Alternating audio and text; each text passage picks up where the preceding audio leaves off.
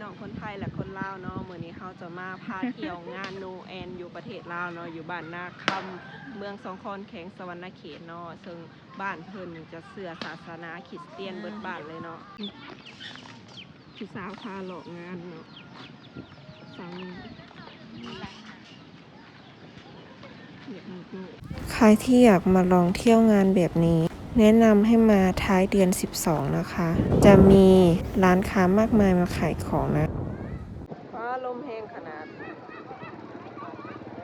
เขาจะพาไปเบอร์ใกล้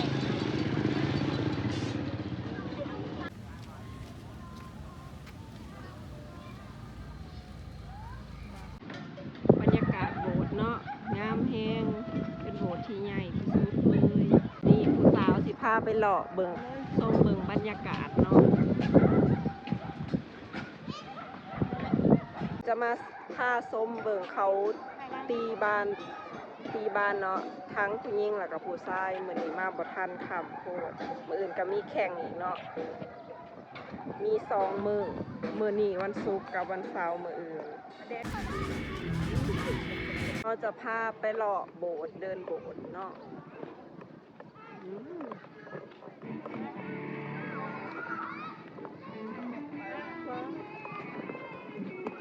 บรรยากาศเขาซ้อมตีกลองเนาะซ้อมดนตรีเผื่อตอนแรงกับมืออื่นอีกหน่อยนี่เนาะคือสาวสิผ้าเขาไปเบิ่งข้างในโบสถ์เนาะ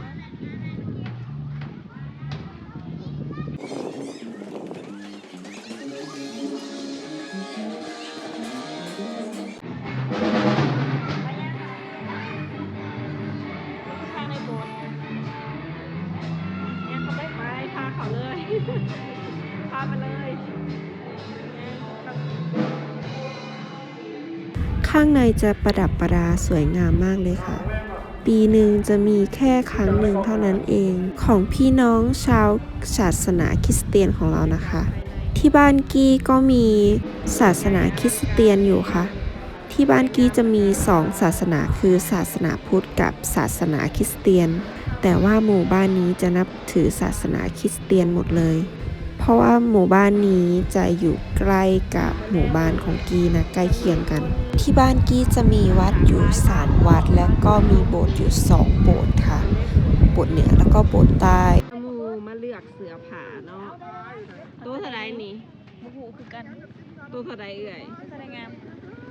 200,000ประมาณ300ใบกว่าบาทเนาะ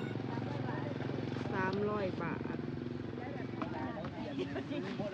บลูกหนูอยากได้ ซื้อให้หนูหน่อย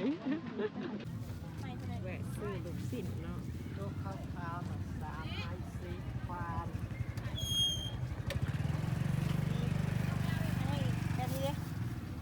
อันตัวสีเหลืองนะนี่สีเหลือง310นี่ก็ตัวนั้นแหละหมายถึงตัวนั้นนะมี5,0005,000 บาท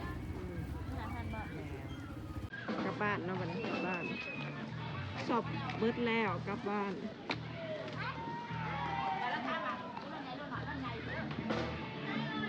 วิวยามแรงเนาะงามแฮงมื้อแรงเขาก็มีกิจกรรมนะชุมนุมอีก แรงเขาเบิ่งเด้อแรงเขามาเล่นเด้อบ้านนาคำเมืองสองคอนเนาะมาเจอสาวนิ่มได้สาวนิ่มคนงามก้อนเอียงมีห้องเพลงเนาะแล้วก็มีละครหลายเรื่องมาเบิ่งกันเด้อเขากำลังจิเตรียมตัวเมื่อเนาะมันค่ำแล้วมันสิฮอด6 โมงแหละเมื่อเวียกเมื่องานเนาะกล้องหนากับบดีปันใดว่าอยากเป็นยูทูบเบอร์พอได้เงินพอได้ไปซื้อโทรศัพท์ใหม่เนาะอุดหนุนพวกเขาเนี่ยเนาะพอได้ซื้อโทรศัพท์กับกล้อง DJI เนาะอยากได้กล้อง DJI หลักหมื่นพุ่นเด้กล้อง DJI พร้อมกับไมค์ให้ซ้ายเนาะอยากได้แบบนั้นแหละโอ้คนติดตาม1,000จังสั่งรายได้กับ42 ชั่วโมงพุ่นน่ะจังผ่านฝากติดตามไปเด้ออยากได้โทรศัพท์ใหม่บรรยากาศของบ้านหมู่ข่อยเองนี่เป็นเฮือนลาวเด้อเฮือนลาวเนาะ เฮือนลาวบ่แม่นเฮือนไทยโอ้ยมากองกลดากใส่เด้นี่เนาะบ้านนอกบ้านหน้าเฮาบรรยากาศก็นั่นนี่แหละความสุขหาใส่บ่ได้เนาะมาพาเบิ่งทางในเฮือนผู้สาวกันเนาะ เมื่อไหร่จะมาถ่ายที่มัน6กันตอนนี้ นี่เป็นเวลา6 โมงยังเนาะเฮากำลังสีเมือบ้านเฮาเนาะบ้านเซบังนวลเด้อนี่เป็นของตอนจากเจ้าภาพเนาะจะมีข้าวปุ้นแล้วก็ซีนงัวเผาเนาะที่เพิ่นเอาให้แล้วก็ข้าวต้มขนมเนาะข้าวต้มดั้งเดิมนี่เนาะทางตัวนี้เขาปูบ่ทันเบิดเขาปูแต่ทางเข้าโบสถ์ไปทางเข้าบ้านข้างในของคำสว่างเนาะยังบ่แล้วปานใด เฮากำลังพาหมูมาเลือกเบิ่งเสือผาเนาะนิ่ม ได้เป็นสาว คำลา สาวกะทิ นิ่มกับคำลาเนาะหลายขนาดโอ้หน้าคนหลายเองจ้า คนคือการที่หลังใหญ่มากเลยไม่ได้กราบเองพ่อแม่กับบสอนพ่อเมียกับบสอนคริสตจักรคือระบบของศาสนากับบริสอนคนไหนเป็นได้และแสดงกินที่เด้อพี่น้องท่านตำบักคุงสมชื่นใจเทเด้จ้ะถ้าจะเปิดแมนเปิดสามห้านสกอนนะพี่น้องเอาตำบักคุง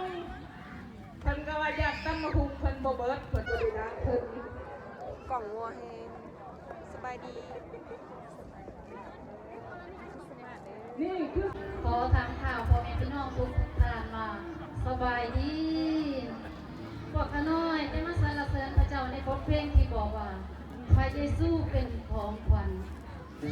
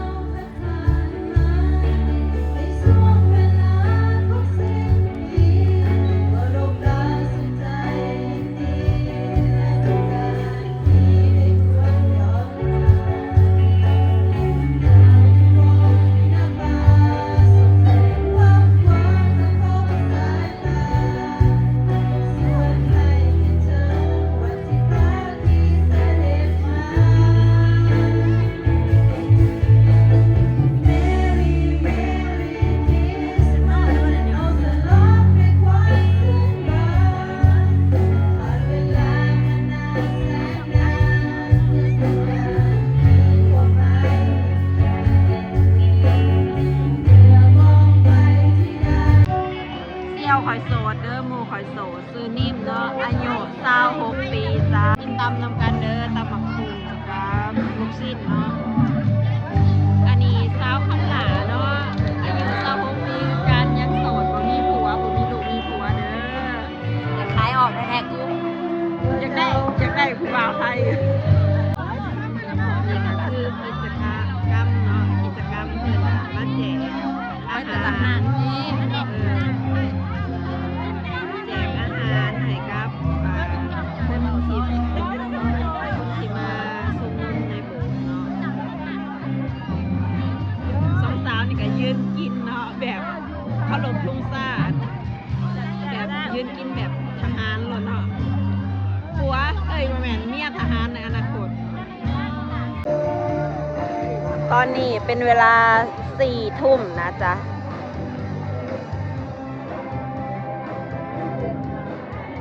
ตอนนี้ค่ะกำลังมาเบิ่งละคร มันบ้านน้องมาริยา